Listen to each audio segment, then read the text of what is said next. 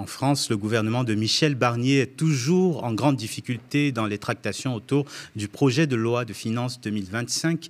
Et alors que la perspective d'un 49.3 se précise, celle d'une motion de censure est également sur la table. Le gouvernement Barnier prend le chemin d'une motion de censure. C'est ce qu'a dit Jordan Bardella hier soir sur le plateau de BFM TV. De quoi rendre les prochaines journées parlementaires quelque peu mouvementées. Je vous ai répondu avec beaucoup de sincérité. Donc, si le texte reste en l'état, il y aura censure. Ma décision n'est pas prise.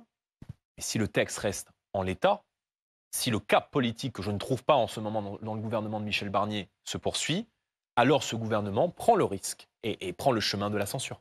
Nos reporters Lisa Lapp et André Manivit ont tendu leur micro aux députés pour comprendre les stratégies des uns et des autres.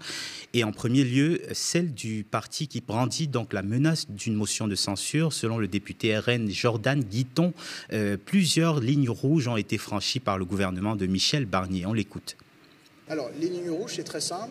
Premièrement, l'indexation des retraites sur l'inflation, la baisse notamment des taxes sur l'électricité pour les Français, pouvoir d'achat des retraités, pouvoir d'achat des actifs et aussi indirectement des entreprises.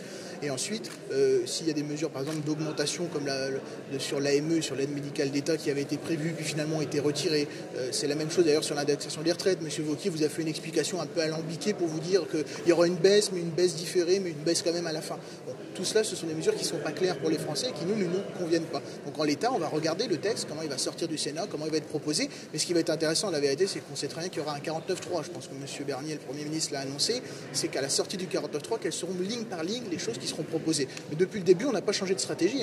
On se laisse la possibilité de censurer. Et procès ou pas procès, ça ne change rien à l'affaire. Et après cette menace de motion de censure, la réaction des députés de la majorité était très, très attendue.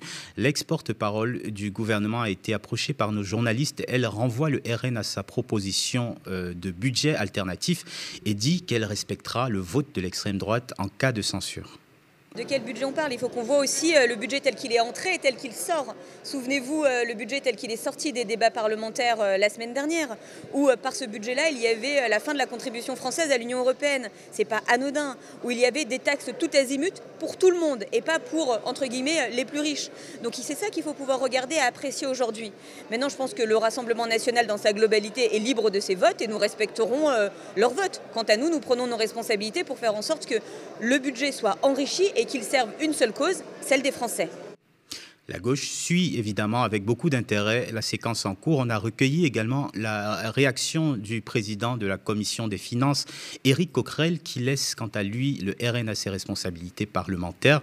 Le plus important étant qu'une éventuelle motion de censure déposée par LFI soit votée. Il ne menace pas la motion de censure, il menace de voter notre motion de censure. Donc, moi, ça me va très bien. Nous, si on dépose une motion de censure, si le gouvernement utilise un 49.3, ça va être pour battre le gouvernement Barnier.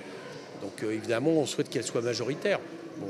Après, le RN, c'est à eux de juger s'ils veulent continuer à soutenir, comme ils viennent de le faire, le gouvernement Barnier et M. Macron, ou si ils entendent y mettre fin. Voilà. Mais ça sera une motion de censure du Nouveau Populaire. Voilà pour l'actualité politique et parlementaire. Y aura-t-il un 49.3 ? Le gouvernement Barnier passera-t-il l'hiver ? Affaire à suivre donc.